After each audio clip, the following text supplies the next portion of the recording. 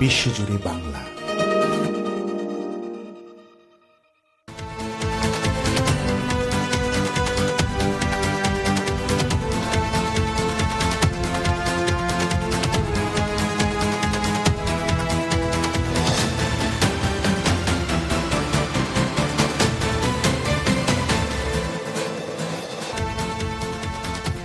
শুভেচ্ছা সবাইকে, আমন্ত্রণ জানাচ্ছি রাতের বাংলায়। আপনাদের সাথে আছি আমি আশিক মোহাম্মদ জাকারিয়া। শুরুতেই জানাবো সংবাদ শিরোনাম। রোহিঙ্গা ইস্যুতে বাংলাদেশের ভূমিকার প্রশংসা তুর্কি ফার্স্ট লেডির। অনুপ্রবেশকারীদের বিরুদ্ধে কক্সবাজারে পাহাড় কেটে বসতি গড়ার অভিযোগ। রাজধানী মিরপুরে জঙ্গি আস্তানায় র্যাবের অভিযান সাময়িক স্থগিত, ফের শুরু হবে কাল সকালে। ভবন মালিক সহ 2 জন আটক। এবং চট্টগ্রাম টেস্টে দ্বিতীয় ইনিংসে বাংলাদেশের ব্যাটিং বিপর্যয়, 7 উইকেটের জয়ে সিরিজ ড্র করল অস্ট্রেলিয়া।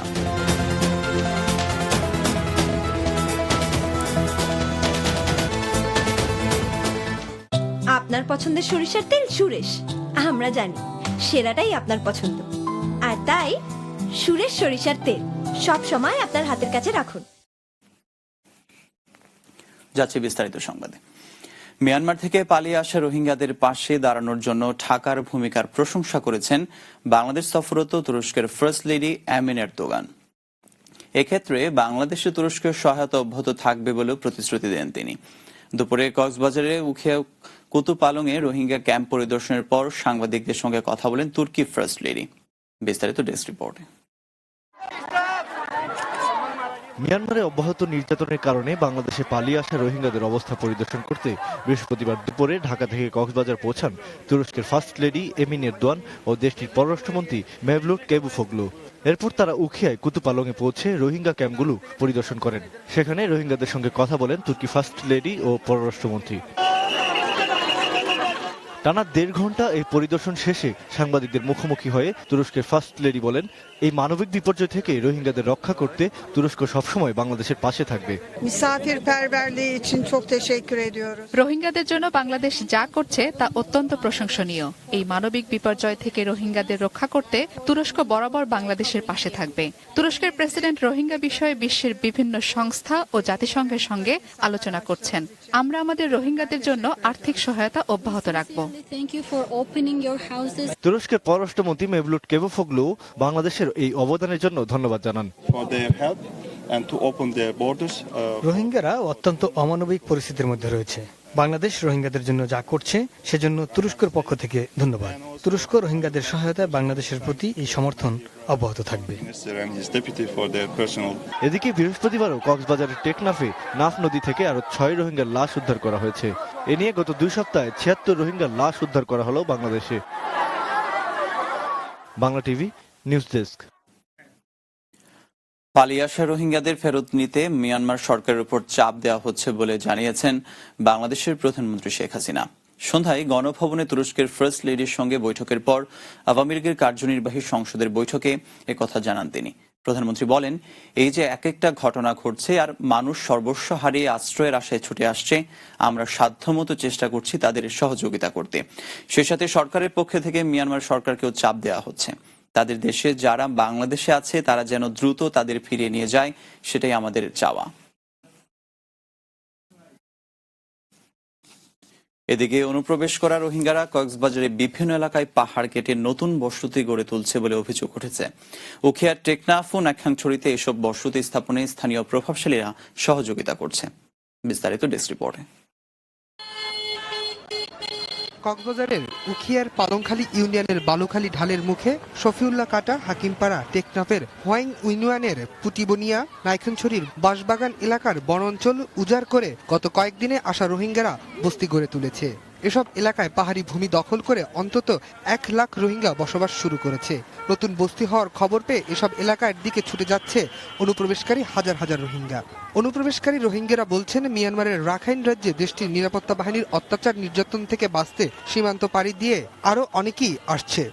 বর্মার তো বেশি নির্যাতন ভাইয়ের আসি গুলি মারি মারি ফেলে বর্মার মগর অত্যাচারে আগি আরে ভারত বাংলাদেশে ভারত আয়ের একদম বাসা মাই যাই একদম তার ভারত দিনে মারি বর্মার তো ভাই সিধে পরিবার 11 জন মানে আর মুরা হাড়িয়ারে কাঙ্গর বানিওয়ালা গ্যাস করে থাকি। জেলার বন বিভাগ বলছে অনুপ্রবেশকারী রোহিঙ্গাদের সংখ্যা বেশি হয় বন কেটে বস্তি বানানো হলেও তাদের পক্ষে কিছুই করার নেই। তবে প্রশাসনের সহযোগিতায় পরিস্থিতি মোকাবেলার সাধ্যমতো চেষ্টা করছে তারা। রোহিঙ্গাদের ইনফ্লাক্সটা এটা অনেক বেশি, এত বেশি যে এটা আমাদের বন বিভাগের পক্ষে কন্ট্রোল করা সম্ভব না। তারা বনভূমিতে আশ্রয় গ্রহণ করছে। আমরা আমাদের সাধ্যমতো চেষ্টা করছি তাদের জন্য।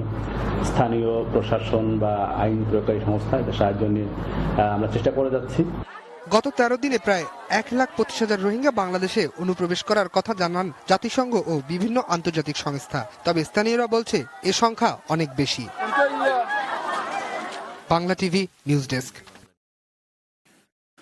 রোহিঙ্গাদের বিশাল জনস্রোতের সঙ্গে দেশে মাদক অস্ত্র ঢুকতে পারে বলে আশঙ্কা জানিয়েছেন সড়ক পরিবহন ও সেতু মন্ত্রী ওবায়দুল কাদের। বিষয়টি নিয়ে সরকার উদ্বিগ্ন বলেও জানান তিনি। সকালে সচিবালয়ে সাংবাদিকদের মন্ত্রী বলেন, সরকার সতর্কতার সঙ্গে রোহিঙ্গা পরিস্থিতি মোকাবেলা করছে। আসাদ রুলের রিপোর্ট। সাংবাদিকদের সঙ্গে ঈদ পরবর্তী শুভেচ্ছা বিনিময়ের জন্য নিজ মন্ত্রণালয়ের সম্মেলন কক্ষে এই ব্রিফিং এর আয়োজন করেন ওবায়দুল কাদের।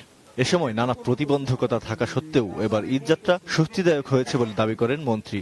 সবার সম্মিলিত প্রয়াসে যাত্রা স্বস্তিদায়ক হয়েছে এবং ফিরতি পথেও যে কর্মস্থলে ফিরে আসা, সে কর্মস্থলে ফিরে আসা এখন পর্যন্ত স্বস্তিদায়ক। এক প্রশ্নের জবাবে আওয়ামী লীগের সাধারণ সম্পাদক বলেন, রোহিঙ্গাদের বোঝা বাংলাদেশের পক্ষে বহন করা সম্ভব না। এছাড়া বিশাল জনস্রোতের পাশাপাশি অস্ত্র ও মাদক নিয়েও উদ্বেগের কথা প্রকাশ করেন তিনি। আমরা খুব সতর্কতার সঙ্গে রোহিঙ্গা পরিস্থিতি মোকাবিলা করছি।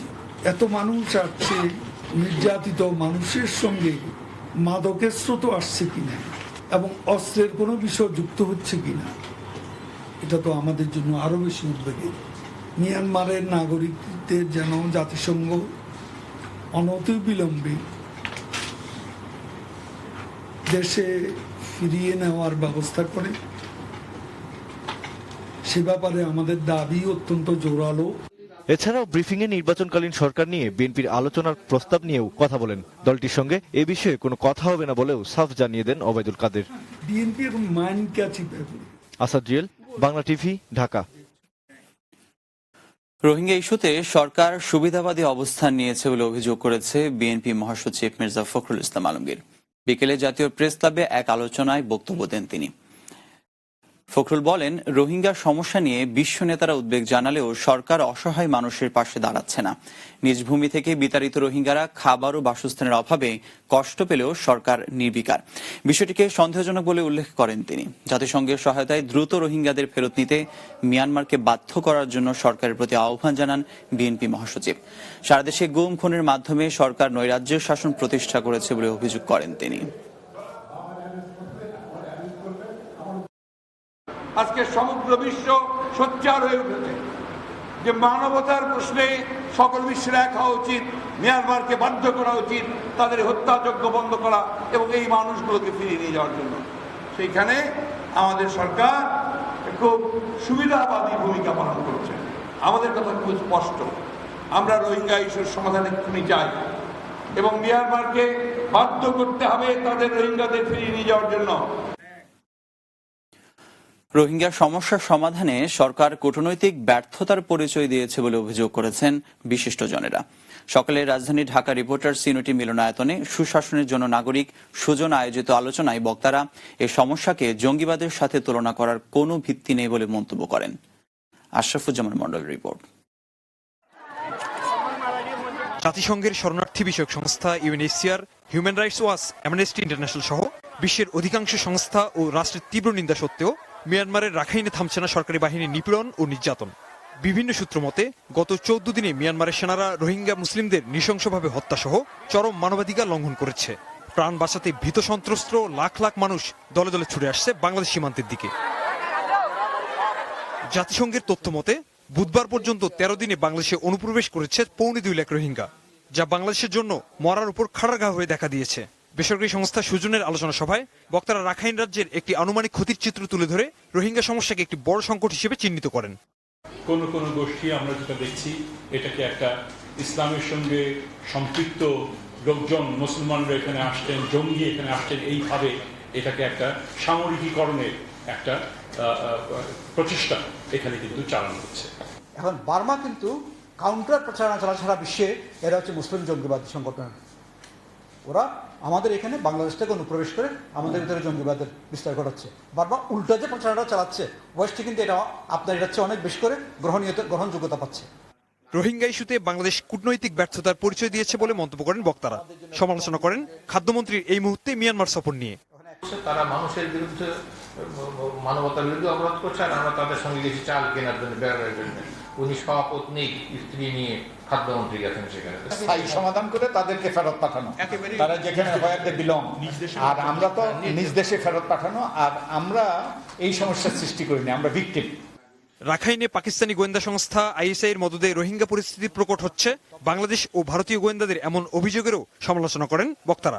অধিক সন্তান ধারণ করতে পারবে না। আশরাফুজ্জামান মন্ডল, বাংলা টিভি, ঢাকা। রাজধানী মিরপুরে জঙ্গি আস্তানায় রাতের মতো অভিযান স্থগিত করেছে র্যাব। আরো বিস্ফোরক ও অস্ত্রের খোঁজে দারুস সালামের বাড়িটিতে কাল সকালে ফের শুরু হবে অভিযান। এদিকে ভবনের ৫ম তলায় বিস্ফোরণে নিহতের একজনকেই নিজেদের সন্তান দাবি করেছেন ভোলার এক দম্পতি। বনিবনে কামালের রিপোর্ট। জঙ্গি আস্তানা সন্দেহে রাজধানীর দারুস সালাম এলাকায় কমলপ্রভা নামের ৬তলা বাড়িটি সোমবার রাত থেকে ঘেরাও করে রাখে র্যাব, যা অব্যাহত থাকে মঙ্গলবার গোটা দিন। ওই রাতেই ভবনের ৫ম তলা থেকে ৩টি বিস্ফোরণের শব্দ ভেসে আসে। এতে ভবনটির বেশ কিছু অংশ ক্ষতিগ্রস্ত হয়। বুধবার দুপুরে সেখান থেকে উদ্ধার করা হয় ৭ জনের লাশ। এরা হলো আব্দুল্লাহ এবং ২ স্ত্রী ও ২ সন্তান। বাকি ২ জনের পরিচয় সম্পর্কে এখনো নিশ্চিত নয় র্যাব। গণমাধ্যমে বিষয়টি জানতে পেরে বৃহস্পতিবার সকালে সস্ত্রীক ঘটনাস্থলে ছুটে আসেন ভোলার আব্দুল মালিক। তিনি জানান, নিহত আব্দুল্লাহর কবুতর খামারে কাজ করত তাদের ছেলে কামাল। কাম করছে, কাম করে বাবা কি মা সংসার তো চলবে না, তাহলে আমি ঢাকা যাই। এই ঢাকায় পরিচয় আবার কবুতর কাম করছে, কাম করে ধরেন ৫,০০০ ৬,০০০ আমার ভাড়ায় তো সংসার চলতো। ঢাকায় এই অবস্থা। এদিকে র্যাবের অভিযান শুরুর পরপরই সোমবার রাত থেকে লাপাত্তা ওই এলাকার নৈশ প্রহরী সিরাজুল ইসলাম। তার স্ত্রী নাজমা জানান, রাতে কাজে যোগ দিলেও পরে আর বাসায় ফেরেননি স্বামী সিরাজুল। তবে তিনি র্যাবের হেফাজতে আছেন বলেও দাবি নাজমার। মানে ডিউটিতে আসে, বুঝছেন, ১১টা বাজে ডিউটিতে আসে, প্রত্যেকদিন ডিউটিতে আসে। এখন ডিউটিতে আসছে, এখন সকাল ৬টা বাজে তার বাসায় যাওয়ার কথা। এখন সকাল উঠে দিয়ে মনে ঘটনা, এখন এরপর থেকে আর কোনো বাসায় যায়নি। তবে এসব বিষয়ে কিছুই জানে না বলে দাবি র্যাবের মিডিয়া অ্যান্ড লিগ্যাল উইং এর পরিচালকের। আমাদের এই দুজনের ব্যাপারে আসলে আমাদের কাছে কোনো তথ্য নাই।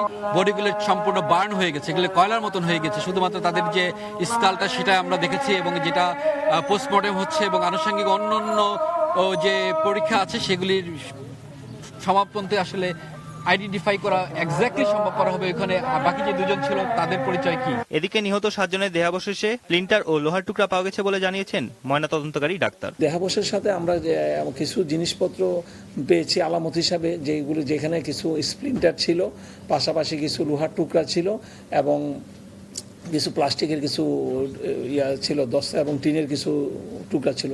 এই সব কিছু মিলে আমাদের কাছে মনে হয়েছে এখানে একটা কিছু বুম ব্লাস্টের আলামত পাওয়া গেছে। আমাদের কাছে মনে হচ্ছে একটা বুম ব্লাস্ট হয়েছিল। এই ঘটনায় এখন পর্যন্ত ২ জনকে আটক এবং আস্তানা থেকে কিছু বিস্ফোরক ও দেশীয় অস্ত্র উদ্ধারের কথা জানিয়েছে র্যাব।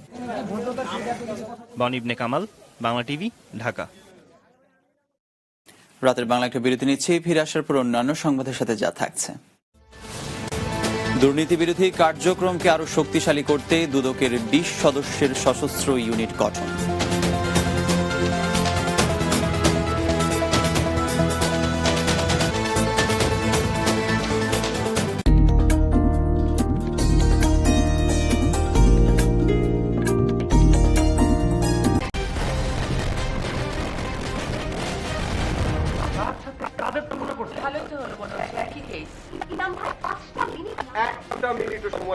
আমিও তোমাকে বোঝাবো। সরি আমি আপনাকে আর কোনো প্রশ্ন করব না। কি হতে চান আপনি? অবশ্যই মডেল। কারো কথা হজম করবে, বউয়ের কথা না শুনে চলতে পারবে? বউ থেকে পুলিশ, এরে পুলিশই তো, প্রেসিডেন্ট তো না। আমি ঢাকার বাইরে যাচ্ছি দেখে তুমি আমাকে আটকাতে চাচ্ছ? কারণ আমি চাই না আমার বোন কোথাও গিয়ে যন্ত্রণায় থাকুক। চরম বিনোদন পেয়েছি। তুই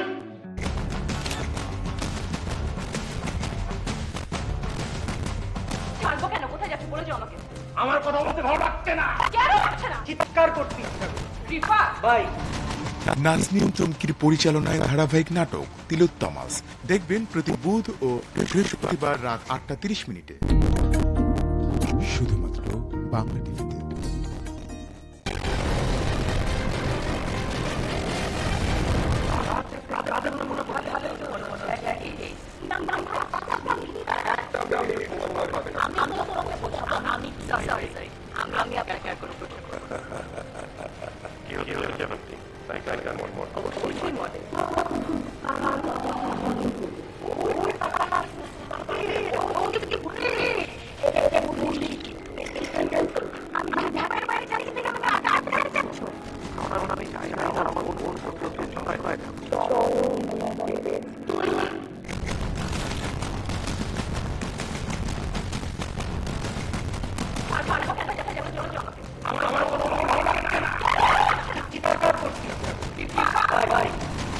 নাজনীন চমকির পরিচালনায় ধারাবাহিক নাটক তিলোত্তমাস দেখবেন প্রতি বুধ ও বৃহস্পতিবার রাত 8:30।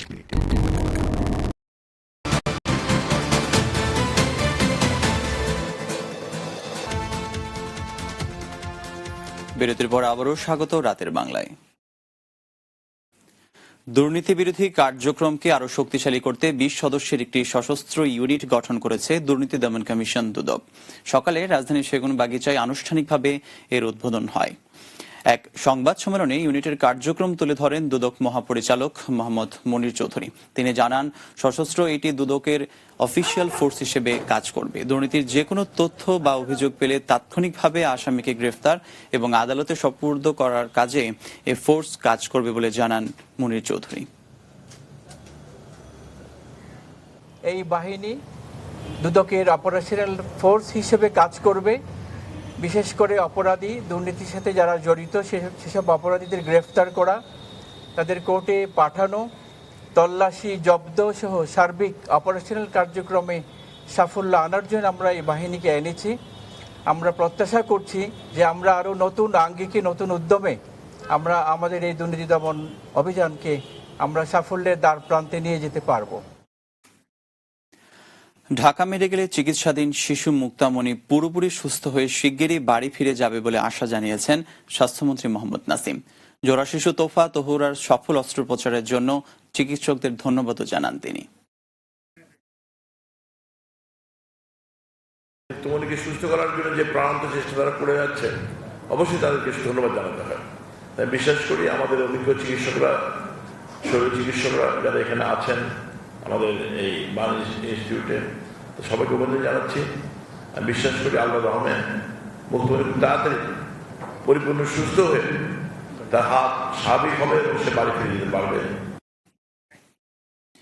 এবার ইসলামী ব্যাংক বাণিজ্য সংবাদ।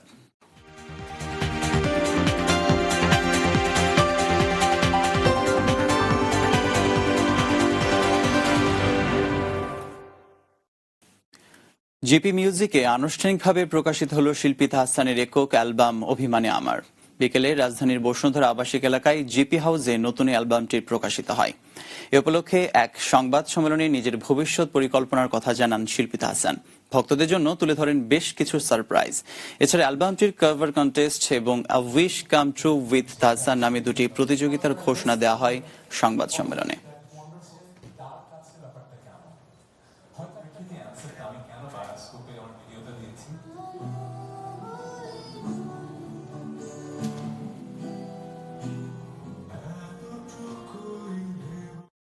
এবার আন্তর্জাতিক সংবাদ।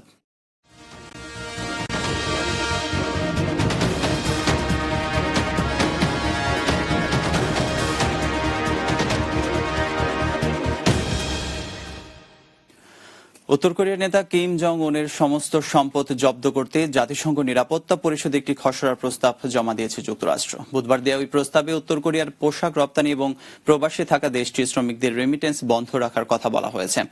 জাতিসংঘ নিযুক্ত যুক্তরাষ্ট্রের রাষ্ট্রদূত নিকে হ্যালির সম্ভাব্য কঠিনতম ব্যবস্থা নেওয়ার হুঁশিয়ারি দেওয়ার দুদিন পর প্রস্তাবটি সম্পর্কে জানানো হলো। এতে কিম ছাড়া উত্তর কোরিয়ার ক্ষমতাসীন ওয়ার্কার্স পার্টির বিরুদ্ধে ব্যবস্থা নেওয়ার কথাও বলা হয়েছে।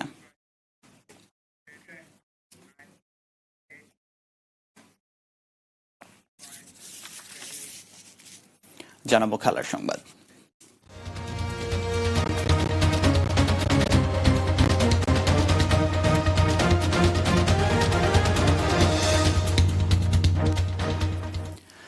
চট্টগ্রাম টেস্টে বাংলাদেশকে ৭ উইকেট হারিয়ে ২ ম্যাচের সিরিজ ১-১ ড্র করল অস্ট্রেলিয়া। চট্টগ্রামের জহুর আহমেদ চৌধুরী স্টেডিয়ামে চতুর্থ দিনের শুরুতেই অস্ট্রেলিয়াকে প্রথম ইনিংসে ৩৭৭ রানে অল আউট করে বাংলাদেশ। দ্বিতীয় ইনিংসের শুরু থেকেই টপ অর্ডারের দায়িত্বহীনতায় ব্যাটিং বিপর্যয়ের শিকার হয় বাংলাদেশ। পরে সাব্বির, মুশফিক ও মুমিনুল কিছুটা প্রতিরোধের শেষ পর্যন্ত ১৫৭ রান করতে সক্ষম হয় স্বাগতিকরা। সর্বোচ্চ ৩১ রান আসে অধিনায়ক মুশফিকুর রহিমের ব্যাট থেকে। এছাড়া মুমিনুল ২৯ ও সাব্বির করেন ২৪ রান। অজিদের পক্ষে নাথান লায়ন নেন ৬টি উইকেট। জবাব দিতে নেমে মাত্র ৩ উইকেট হারিয়ে লক্ষ্যে পৌঁছে যায় সফরকারীরা। ২ ইনিংস মিলিয়ে ১৩ উইকেট নেওয়া লায়ন হন ম্যাচ সেরা। আর যৌথভাবে সিরিজ সেরা হয়েছেন ডেভিড ওয়ার্নার ও নাথান লায়ন।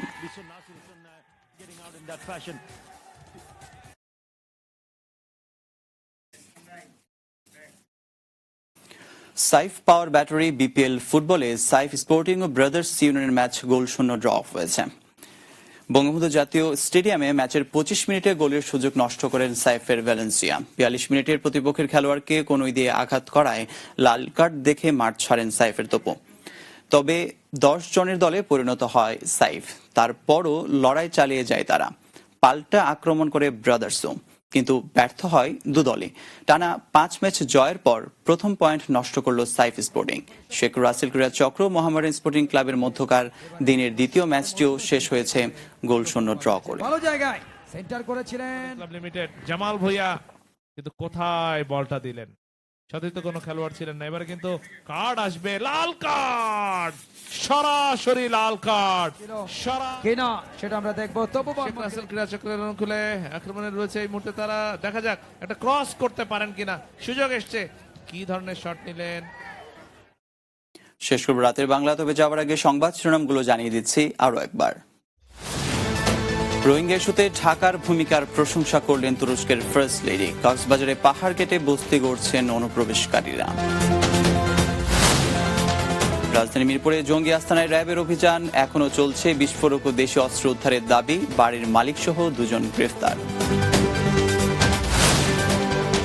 ৭ উইকেটের জয়ে সিরিজের সমতা আনল অস্ট্রেলিয়া। চট্টগ্রাম টেস্টে টপ অর্ডারের ব্যর্থতায় বাংলাদেশের ব্যাটিং বিপর্যয়। দুর্নীতি বিরোধী কার্যক্রমকে আরো শক্তিশালী করতে দুদকে ২০ সদস্যের সশস্ত্র ইউনিট গঠন।